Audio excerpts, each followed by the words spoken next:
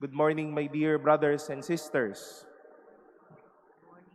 Whenever people or aspiring seminarians would ask me of my secret, why I finished seminary formation, I would just tell them or remember telling him, just say that you needed to be formed. Hindi alam ang lahat. Kahubog-hubog. Hindi pari-parian, but someone ready and opened to be formed. Minsan nga po sinasabi ko, yung papasok kang sa seminaryo na seminarista ka at hindi utak pari na hindi ka na kailangang matuto, hindi ka na kailangang mahubog, so on and so forth.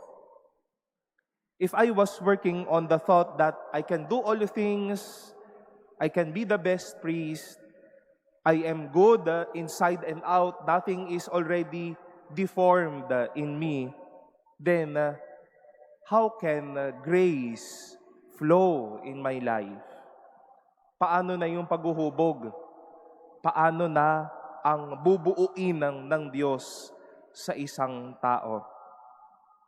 My dear brothers and sisters, the Israelites felt the turmoil of Pharaoh's strength, and yet they all felt the call of God to freedom.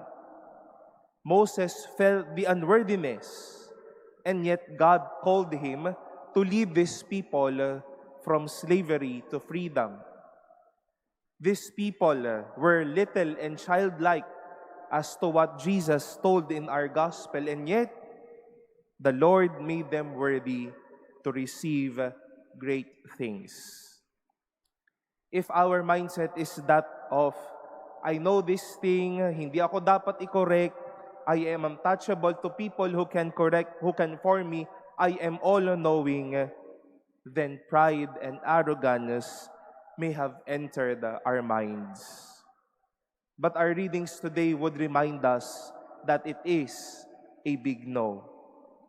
When God calls us, when God wishes to impart on something, arrogance is not the key. Childlikeness is the key. When we see ourselves as small, when we humble ourselves, when we know our unworthiness, then this can be good roadmaps to the graces and blessings of the Lord. Today, as I've said, we honor our Blessed Mother under her title, Our Lady of Mount Carmel. And to us imposed with the brown scapular, and to all of us, devoted children of our Blessed Mother, are reminded of this fact. Greatness is blessed to those who are childlike and humble. Mary knew she was unworthy to be the mother of God, but God called her.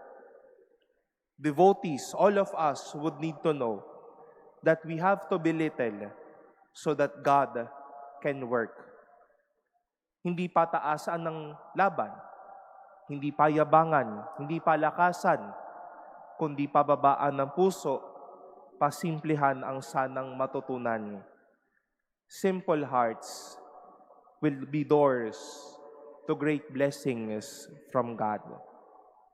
We keep ourselves humble, ready to be formed, and little, so that in humble ways, we can receive God's manifold graces.